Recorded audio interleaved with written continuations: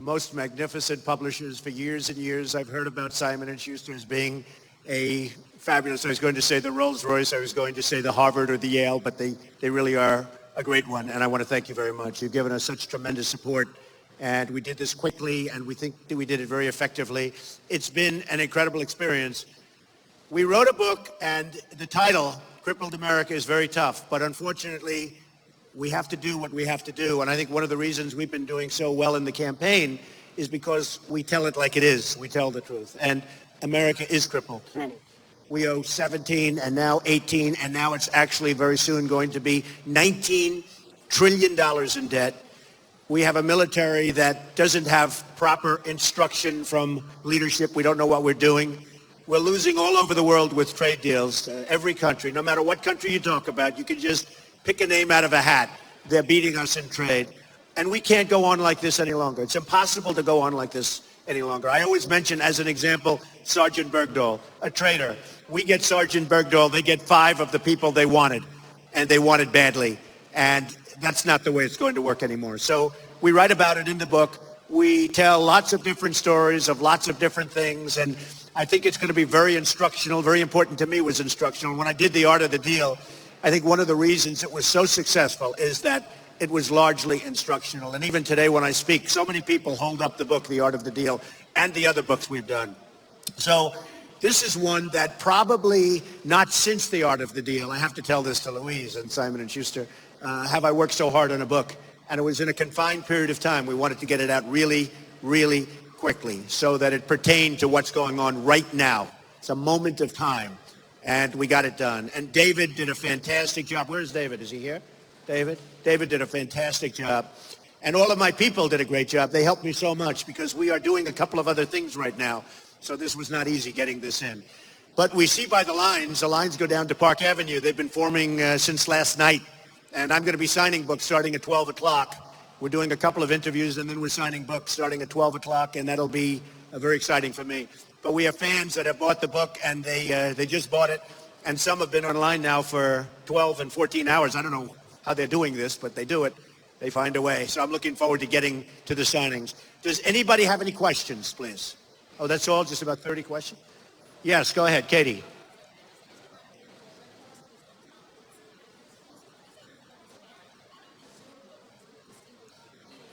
Well, I think it's a different book. You know, we just had polls come out today from Iowa, where I'm leading. You saw the new poll from Iowa. You saw the new poll in New Hampshire, where I'm leading big. A poll just came out in Florida, where I'm leading big. Georgia, Texas, I mean, all over the place. And I think, you know, look, we're doing well. And if you add Ben and myself, we're beating everybody by a lot. That seems to be the big story, that we're beating. They call it the establishment. It's called really the failed establishment, because the establishment has let us down. But I don't know. I really don't know how his book is doing. Well, I think my book is very hard-hitting. His is a different kind of a book, and he's a different kind of a person. My book is very hard-hitting. It says it like it is. And based on what Simon & Schuster just told me, it's selling like hotcakes. So we'll see.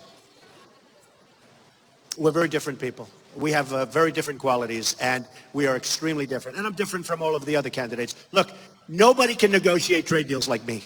We are going to take the $400 billion a year that we're losing with China. That's going to be turned around. The $75 billion a year that we're short on with Japan. The $50 billion a year that we lose to Mexico. And that's right, there will be a wall built. It will go up, it will be built, and people will come into the country legally. So, I mean, I'm much different than, you look at Marco Rubio, very, very weak on illegal immigration. You look at Ben, he's very weak on immigration, and he wants to get rid of Medicare. I mean, Ben wants to get rid of Medicare. You can't get rid of Medicare. It'd be a horrible thing to get rid of. It actually works. You get rid of the fraud, waste, and abuse. It works. So when a man is weak on immigration and wants to get rid of Medicare, I don't know how he stays there. Go ahead, Tom.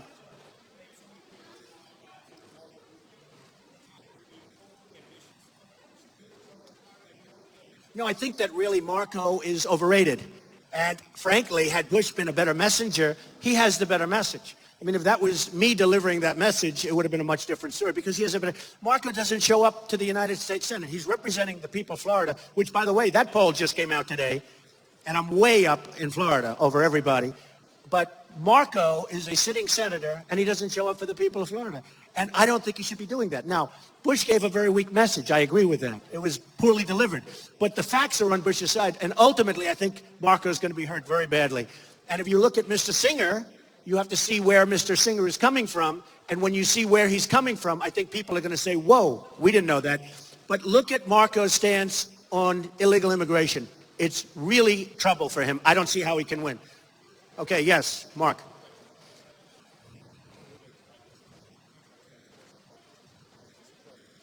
Marco Rubio's personal finances are discredited?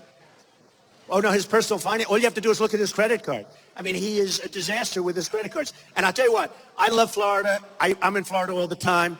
And for years, I've been hearing that his credit cards are a disaster. I would think when you take a look at it, you're going to find that. But his credit card debt and his problems with credit card and what he did when he was running the party apparatus with credit cards, I've heard about it for years. You'll have to find out. Well, he has a very bad record of finances. If you look at what happened with his houses, with his, you know, he certainly lives above his means. There's no question about that. Well, we're going to look. I'll tell you what, on the debates, it's very interesting because I don't really care that much. I want a room, I want a podium, and let's get going because I don't really care that much. But a lot of the people that are candidates, who I respect many of them, not all of them, but I respect many of them, they felt it was very unfair because Hillary Clinton was given all softballs. I mean, she wasn't asked one tough question. They didn't talk about her foundation. They didn't talk about any of the problems. They didn't talk about the emails. When the email problem came up, Bernie Sanders lost his whole campaign. I mean, what he did was so stupid from his standpoint.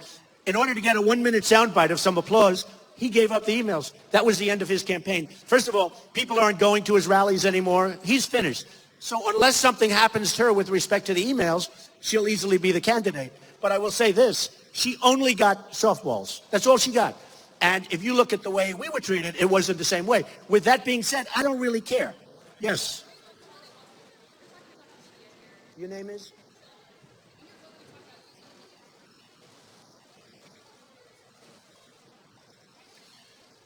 Well, I think the Republicans actually are doing a pretty good job overall. They coalesced at that last debate because, I mean, it really started with me. The guy asked me a question.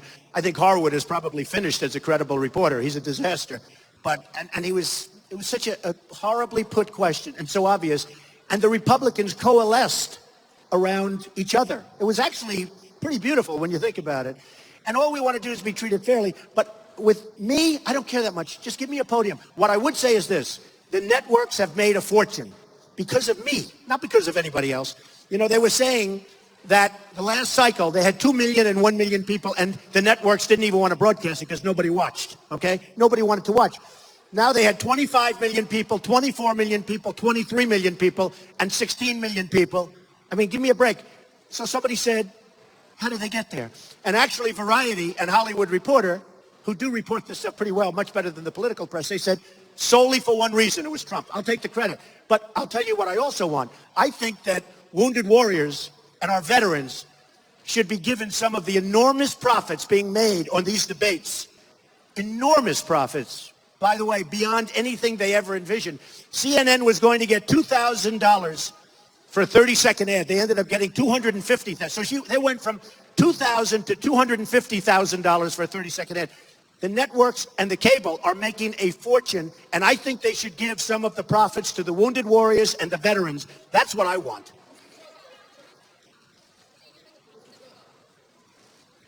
I'm giving them away. I'm giving the profits of my book, I'm giving them away to a lot of different people, including the vets. Okay?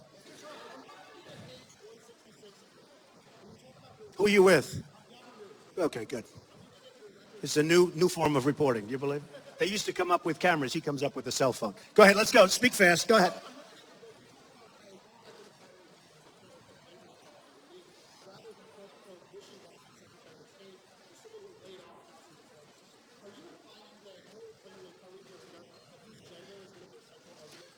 I have been amazing with respect to the hiring of women. This building was built as the head person, who was fantastic, by a woman. And that was at a time when you didn't see that in the construction trends. I mean, it was totally unique. I have many, many executives upstairs and in different buildings that I have that are women. Many, a proportion that's close to 50%, might even be over 50% if I analyze it. and they get paid a lot of money, in many cases more than men doing the same job. So women have always appreciated that about me. I've been, in terms of employment, really a standout, and I've been honored for doing so well with women. Yes. Yes, go ahead. French television. Are you going to be voting? I don't think so. So let's go. We don't have to worry about the French right now. Go ahead. What Jeb Bush was saying at the last debate, I don't know, but he didn't say it well. What is your question? Go ahead, behind you. You're with Telemundo. Ah, welcome. Welcome to Trump Tower. I like Telemundo, by the way. I like it better than Univision. I'm suing Univision for $500 million. So. Go ahead. Because the country is doing so poorly. It's a very accurate title. Because the country is doing so poorly. Go ahead.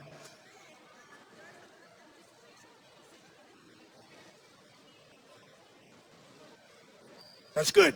They're going to have some demonstrations. Oh, good, because it'll get even higher ratings if they do that.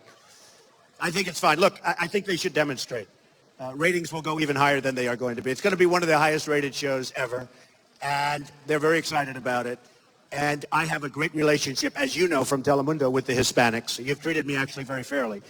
Won the poll recently in Nevada, won other polls. And in Nevada, I think I got 37% and leading everybody. So I've had a great relationship with the Hispanics. I have working for me thousands right now, thousands of Hispanics. I've had tens of thousands of people over the years working for me. I'm a job machine. I'm a job machine. And one of the things that does come out in every single poll and every single survey is that nobody, for the economy, nobody's even close. I'm 2, 3, and you see that. 2, 3, 4, 5 times greater than anybody else. And you almost say, like, it's about the jobs, it's about the economy. Then how's anybody going to beat Trump, in all fairness? But I've had a great relationship with the workers. I've had a great relationship with jobs, and I've had an amazing relationship with the Hispanics. And I predict that I'm going to win the Hispanic vote. I think I'm going to win the Hispanic vote. I predict, I think I'm going to get the nomination, and I will win the White House. I think beating Hillary Clinton is going to be easy because her record is so bad. Okay. Go ahead. That's the question I like. How am I preparing for my SNL? Well, I'm meeting with Lorne Michaels in a little while, later on, after we're going to sign. I guess we got thousands of people online, but we're going to sign, and then later on this evening, I'm meeting with Lorne Michaels and the whole staff, and we'll start the preparation. We'll pick our skits. Am I nervous? Not too nervous. Not too nervous. But we'll do a good job, and we're going to have a fantastic show. We're going to all have a lot of fun. My Jeb impression? No, I don't want to do that. I don't like showing a person sleeping at a podium. Tom is asking, can Jeb make a comeback? I think it's going to be very hard. It's very hard. Not about money. I just think, I came up with the energy, and I just think we need tremendous energy because we need a person that has tremendous personal energy to get us back on track. You can't do that when you don't have that. I think Marco is highly overrated. Highly overrated. He doesn't have it. And all you have to do is look at his stance on things. Jeb, he lacks the quality that you need. We're talking about everybody in the world is ripping us off. You need a very strong person with tremendous energy. Thank you very much, folks. I'll take the job. But it's so important. And by the way, Ben Carson does not have that energy. We need somebody with tremendous energy to straighten out the military, to straighten out ISIS, to straighten out our horrible trade deals, to terminate Obamacare and come up with something far better for far less money. You need somebody with tremendous personal energy as president. We have a president right now that doesn't have energy. I mean, you think Obama has energy? He has no energy. And he's been a horrible president.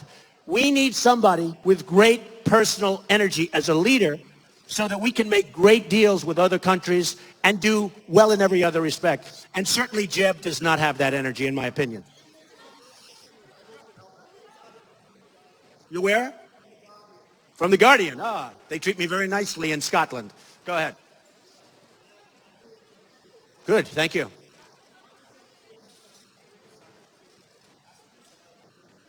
Well, we just went over that. Honestly, we just went over that. And it's, it's only going to make it hotter. Okay, another question. Go ahead. Say it again.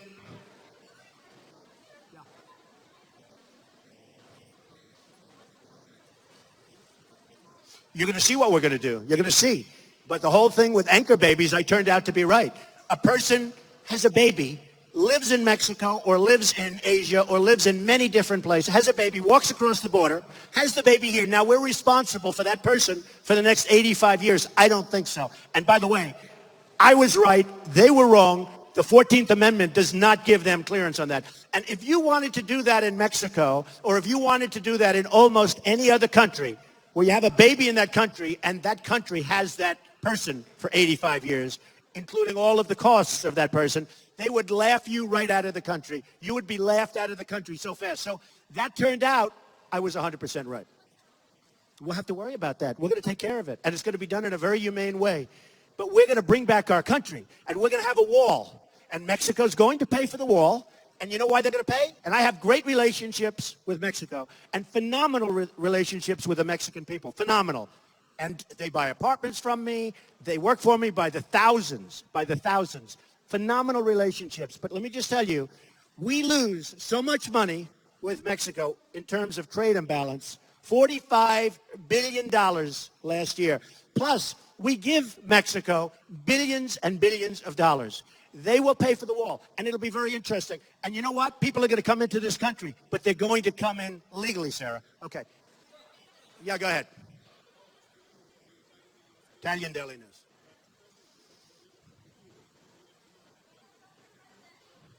Can you talk louder? Nobody can hear.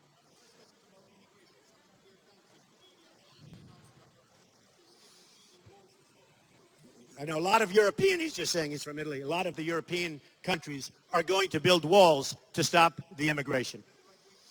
Well, walls work. All you have to do is ask Israel. Walls work if it's properly constructed.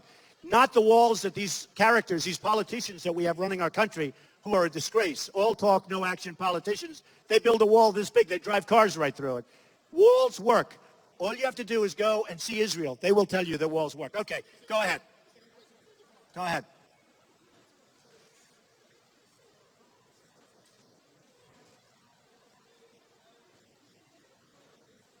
Yeah. We need pomp and circumstance. Good question, actually. Our country has no spirit. Our country has no gravitas. Our country doesn't feel good about itself. And the primary reason is we have no victories. I mean, where have we had a victory? Where have we had a victory in trade? Where have we had a victory in, as an example, this horrible deal that was signed with Iran, where we're given $150 billion and we lose everything. We lose everything. It's a laughing stock of it. Worst deal, worst contract I've ever seen drawn. We have no victories. And I do write about it. We need some pomp and circumstance. We need spirit. We need a cheerleader. I thought 7 years ago, when Obama got elected, the one thing I thought that he would be a great cheerleader for the country, he's not. He's been a great divider for the country. He has been one of the great dividers of all time. I'm not saying dressed. It has nothing to do with dress. It has to do with the fact that what he says is very divisive. He has been a great divider for this country, and that should not have happened. Okay. Yes.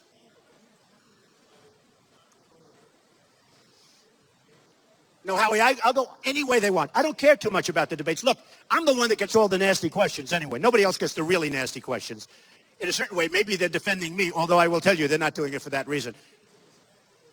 I think it's irrelevant. I like the debates. I've had the debates. I've done well in the debates. As you know, every single poll said I won all 3 debates. Now, I don't know if I did or not, but I certainly didn't do badly. But every single poll said, even CNBC's poll said I won the debate. So I like the debates. I think they're good for me. But we have to be treated a little bit fairly. As an example, Hillary Clinton, no tough questions. I mean, why didn't they ask about Bill? Why didn't they ask about all of the different things? No tough questions. Now, that was staged by the Democrats. And frankly, they did a very smart thing in the way they staged it. Well, we're going to stage something properly also. But as far as I'm concerned, I really don't care that much. I just want to debate. I think debating is a good thing. It's healthy, gets everything into the open. But you don't want people like Harwood that read a question, but that he wrote carefully, he thought he was such. His career, in my opinion, his career is probably ruined or certainly threatened. You can ask about anything you want. I mean, you have to ask about anything you want. Hillary had only softballs all night long. It was like this. Here, Hillary, hit this one over the park. So, yeah, go ahead. Are you from Russia? All right. I think our relationship with Russia will be very good. Vladimir Putin was on 60 Minutes with me three weeks ago, right? Putin. And they have one of the highest ratings they've had in a long time. So I'm going to give him total credit. But we will have a very good relationship, I think, with Russia. Now, maybe we won't. But I believe we will have a very good relationship with Russia. I believe that I will have a very good relationship with Putin. Go ahead.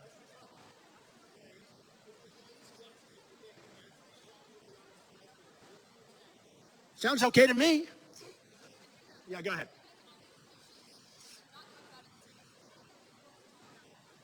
Well, I think there are a lot of economic issues. We didn't talk about trade. We didn't talk about devaluations, right? We didn't talk about corporate inversions, which, by the way, none of the other candidates, they don't even know what it means.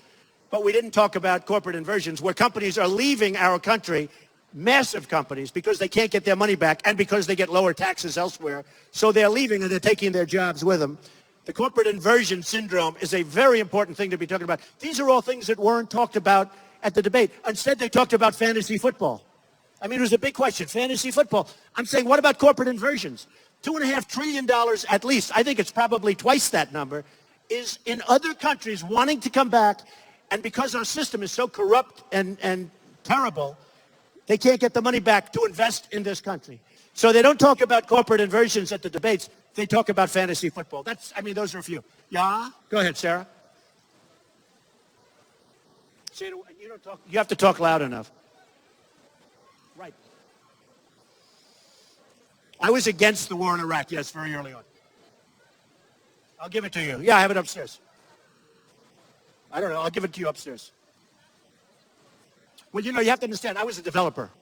A lot of people didn't care about my view in 2003, 2004, but there was a Reuters article taken from a magazine about my stance in 2004, I believe, in July of 2004, and it talked about my stance on how I felt about Iraq. And I said very strongly exactly what happened.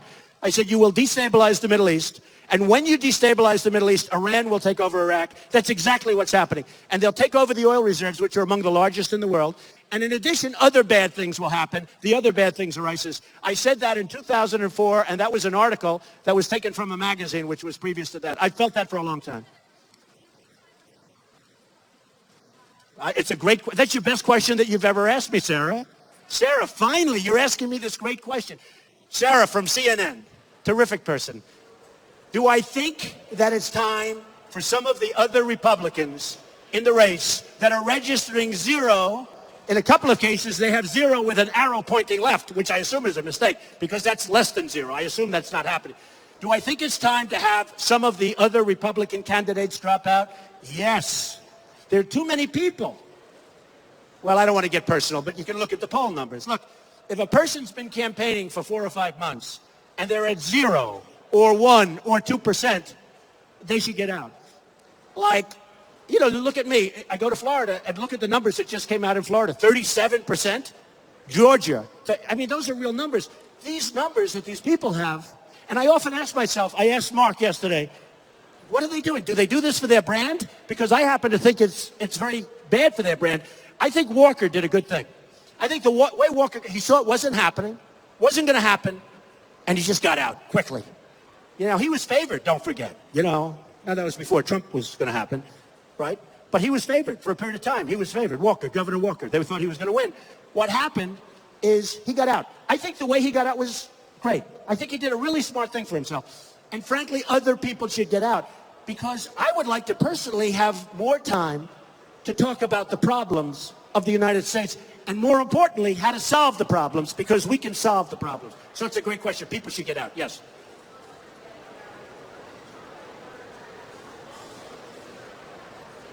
Ivanka. Oh, they just said one of the biggest applause lines. It's true. I get is when I talk about my daughter, Ivanka. She was just at Fortune magazine for something like Woman of the Year, which is great. I'm very proud. She doesn't know. Ivanka, just say hello, okay? But Ivanka is going to be very involved, and Melania is going to be very involved very soon. They're going to be coming out very soon. Oh, Ivanka's going to Iowa. When are you going to Iowa? Very soon. Okay. Yes, Mark. Good question. I would say I don't see threats. I mean, whatever it is I have to do, Mark is saying, what are the top threats, let's say, to your candidacy? Who knows? I mean, you're in a crazy world of politics. People change their minds. I'm going to make America great again. Nobody else is going to be able to do that. I'm going to do it. I'm going to make it, in my opinion, better than ever before. And I think that's awfully tough to compete with. And one of the reasons that in my book, I actually put financials in there. I show some of the developments, and I have many, many more, because you can only Simon & Schuster, you actually kept me to 8 or 9 pages, right? And there are 4 or 5 on a page, but I show some of the great developments that I've done that are so successful and so incredible and so financially good. I show my financial statement from 1.5 years, 2 years ago. Now it's even better, but we didn't have that certified yet. So I do that not in a braggadocious way. I do that because that's the kind of thinking our country needs right now. We are run by people that are incompetent. We are run by people who, in so many words, I hate to use the word stupid, but you have to use that word unless they have bad intentions, which I don't believe they do. But we are run by incompetent people. We have incompetent leadership. There are so many things. Like I mentioned, corporate inversion. The Democrats want the money to come back. Who doesn't? The Republicans want the money to come back. For 3 years, the Democrats have said, we want the money to come back. For 3 years, the Democrats and the Republicans agree, 100%. You have a vast majority, maybe everybody. For 3 years, guess what? They haven't done anything, right? They can't even get along when they agree. So here's the thing where we can take trillions of dollars, bring it back into this country, rebuild big parts of our country with it. Companies can spend that money in our country. We have everybody agrees it should be done for years, and they can't do it. That's a part of the problem. Well, you're going to look. You're going to look. A lot of controversy with Mr. Singer. There are those people that probably wouldn't have wanted him to back. But we'll see. I'll talk to you. Go ahead. Oh, well, they'll agree. No, they'll agree. They just didn't want to go through the unfair questions because they weren't questions, they were statements. You see, they were asking Katie, they were giving statements in a sarcastic, disgusting way. And by the way, I think Becky is terrific, and I think Carl is terrific. But I think John Harwood is not very good at what he does. But I think Becky Quick is a terrific person. I think Carl is a terrific person. But I will tell you, John Harwood was a disgrace to CNBC. Yeah, go ahead, Tom. Well, it's really an interesting question, actually. The question is, should the Fed raise rates? They are not raising them because Obama has asked them not to raise them. In my opinion, he wants to get out of office because we are in a bubble. And when those rates are raised, a lot of bad things are going to happen or potentially going to happen. And in my opinion, Janet Yellen is highly political, and she's not raising rates for a very specific reason, because Obama told her not to, because he wants to be out playing golf in a year from now, and he wants to be doing other things, and he doesn't want to see a big bubble burst during his administration. Janet Yellen should have raised the rates. She's not doing it because the Obama administration and the president doesn't want her to. And if she does it, you see what happens every time there's even a thought of raising them just a little bit.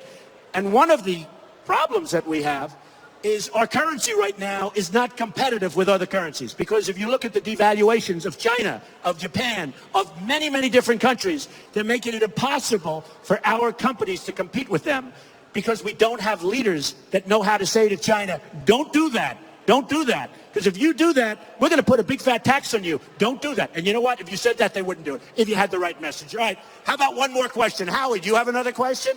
I love Howie Kurtz. He always treats me so nice. Who? Yes. Yes.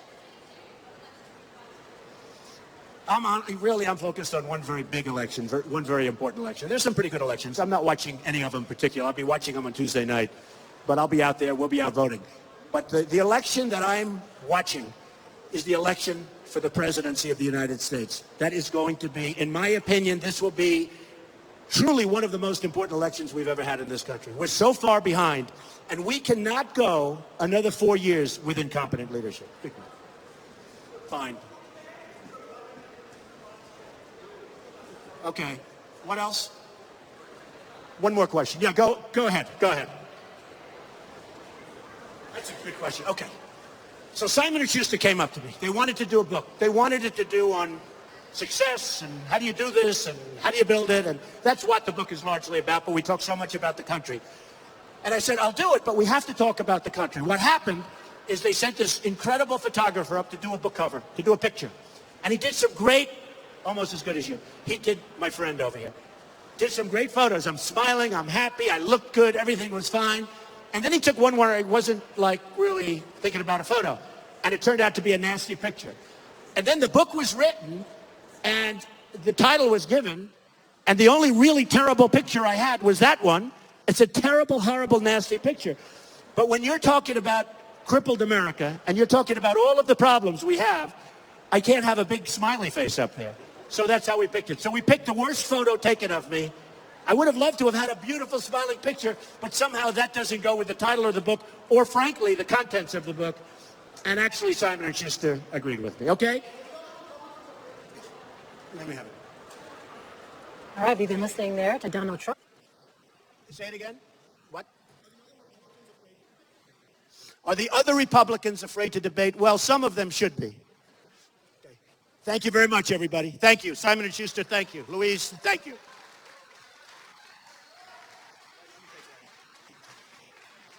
Yeah, come on up, stand up. Yeah, stand over here. Don't shoot low, shoot up.